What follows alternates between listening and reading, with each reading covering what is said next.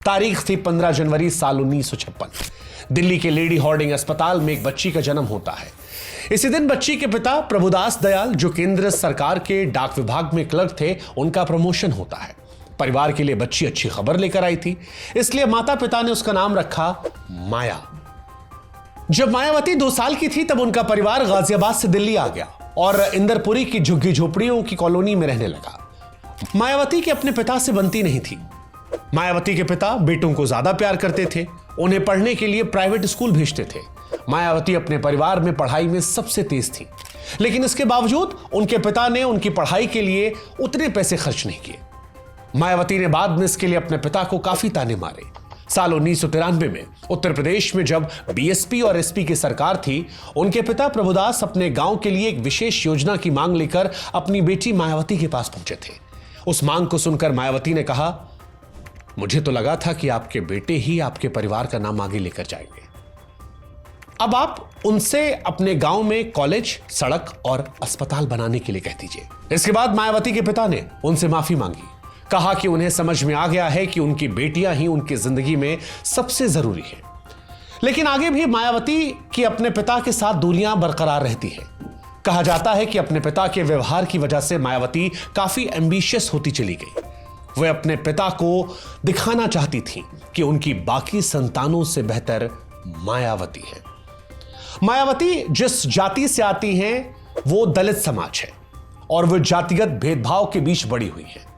दलित होने के चलते समय समय पर उन्हें ह्यूमिलेशन झेलना पड़ा। मायावती कहती है कि जब भी बस या ट्रेन में लोगों को उनके मोहल्ले के बारे में पता चलता तो वो इनसे बात करना बंद कर दिया करते थे। जब उन्होंने अपनी मां से इसका कारण पूछा तो मां ने इसकी वजह उनकी जाति को बताया। कहा कि उनकी जाति को समाज में नीचा और गंदा समझा जाता है। कई जातियां ऊपरी हैं और वो उनसे भेदभाव करती है। यह सब कुछ देखकर मायावती को बचपन से ही जाति व्यवस्था से नफरत हो गई थी।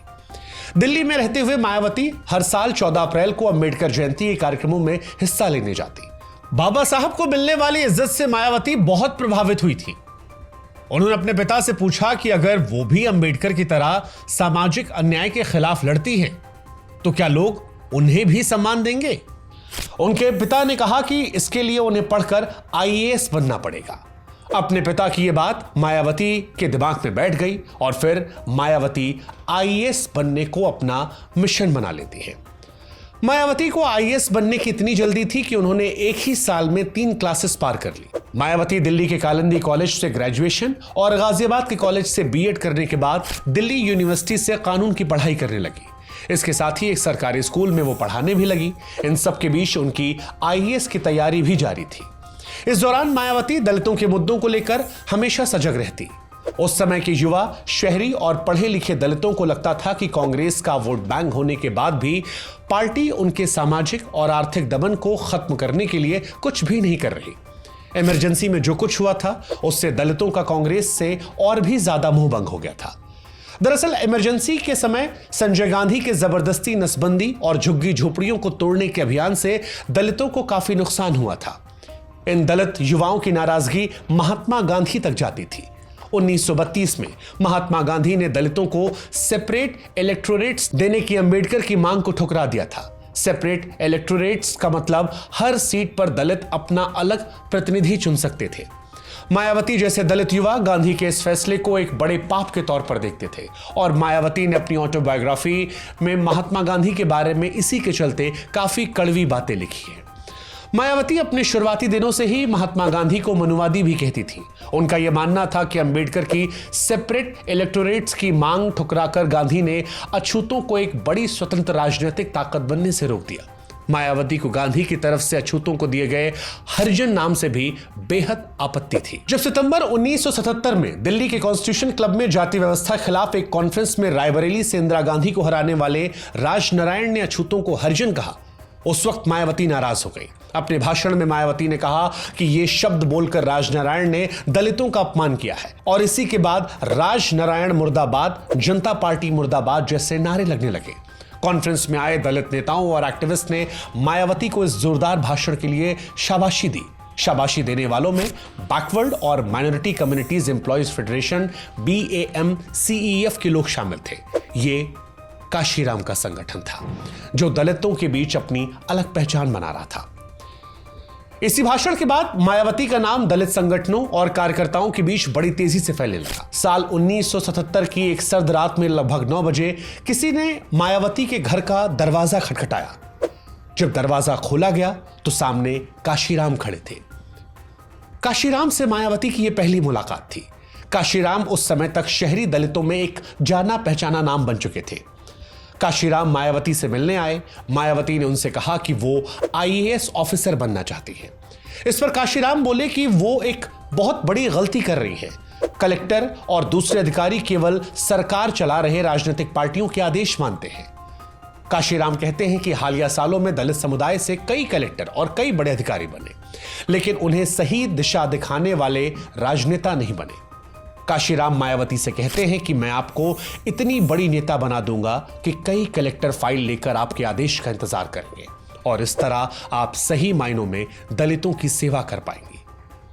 मायावती और काशीराम के बीच लगभग 1 घंटे तक बातचीत होती है। इस 1 घंटे ने मायावती की जिंदगी की दशा और दिशा बदल दी थी। ये उनकी जिंदगी और उनके करियर में एक निर्णायक पल साबित होता है। मायावती ने काशीराम को अपना राजनीतिक गुरु बना लिया। काशीराम कुछ समय से एक ऐसा दलित नेता ढूंढ रहे थे जो उत्तर प्रदेश का रहने वाला हो और चमार जाति से आता हो, ताकि वो राज्य में उनके दलित आंदोलन को आगे ले जाने के लिए तैयार हो। उन्हें पूरा भरोसा था कि उत्तर प्रदेश उनकी सफलता की चाबी है, क्योंकि यहां दलितों और पिछड़ों को बहुत सारे अत्याचारों का सामना करना पड़ता था। उनका यह मानना था कि अगर उत्तर प्रदेश को जीत लिया गया तो पूरा देश जीतने के लिए रास्ता खुल जाएगा। लेकिन वे खुद उत्तर प्रदेश में दलित आंदोलन के लिए सबसे अच्छा चेहरा नहीं थे, क्योंकि काशीराम खुद पंजाब से आते थे और उत्तर प्रदेश में उन्हें हमेशा बाहरी नेता के तौर पर देखा जाता। लेकिन मायावती उनकी इस स्कीम पर बिल्कुल फिट बैठी। वे उत्तर प्रदेश की मूल निवासी थीं, चमार जाति से आती थीं और दलितों के मुद्दे और जातिवाद को लेकर जागरूक थी। काशीराम से इस मुलाकात के बाद मायावती ने धीरे धीरे आईएएस बनने के अपने सपने को पीछे छोड़कर काशीराम के बताए रास्ते पर चलना शुरू कर दिया। हालांकि उस दौर में उनके पिता को यह बिल्कुल पसंद नहीं आया। उन्होंने मायावती को राजनीति से दूर रहने के लिए कहा। जब वो इसमें विफल रहे तो मायावती से कांग्रेस जैसी किसी बड़ी राजनीतिक पार्टी से जुड़ने के लिए कहा। यह कहा कि अगर तुम काशीराम की बात मानोगी तो फिर पार्षद भी नहीं बन पाओगी। मायावती, उनके पिता और काशीराम के बीच ये रस्साकसी कई सालों तक चलती रही। एक दिन पिता प्रभुदास ने मायावती को राजनीतिक छोड़कर एक बार फिर से आईएएस की तैयारी करने का अल्टीमेटम दिया। मायावती के पिता ने कहा कि या तो मायावती काशीराम से मिलना जुलना छोड़कर अफसर बनने की तैयारी शुरू कर दे या फिर उनका घर छोड़ दे। बस फिर क्या था, मायावती ने सरकारी टीचर की नौकरी करते समय बचाए गए अपने पैसे और कपड़े लिए और घर को छोड़ दिया। जिस समय मायावती ने घर छोड़ा, काशीराम उस वक्त शहर से बाहर थे। मायावती उनसे कांटेक्ट नहीं कर पाई और सीधे करोल बाग में BAMCEF के ऑफिस पहुंच गई। जब काशीराम वापस आए तो मायावती ने बताया कि वो घर छोड़ आई हैं और अपनी जिंदगी को दलित आंदोलन को समर्पित करना चाहती है। काशीराम ने मायावती को रहने के लिए BAMCEF ऑफिस के पास अपना कमरा दे दिया, जिसमें वो खुद किराए में रहते थे। दरअसल काशीराम अक्सर दिल्ली से बाहर रहते थे। यहां पर भी मायावती ने हिम्मत दिखाई। उस वक्त किसी अविवाहित लड़की का किसी मिडिल एज आदमी के घर में रहना अपने आप को सामाजिक अटकलों में शामिल करना था। लेकिन फिर भी मायावती यहां रहने लगी और अपने साथ अपने भाई सिद्धार्थ को भी यहीं रख लिया।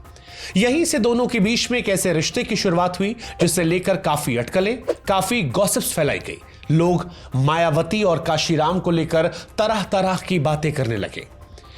एक बार एक पत्रकार ने देखा कि काशीराम के घर के बगीचे में एक महिला के कपड़े सूख रहे हैं।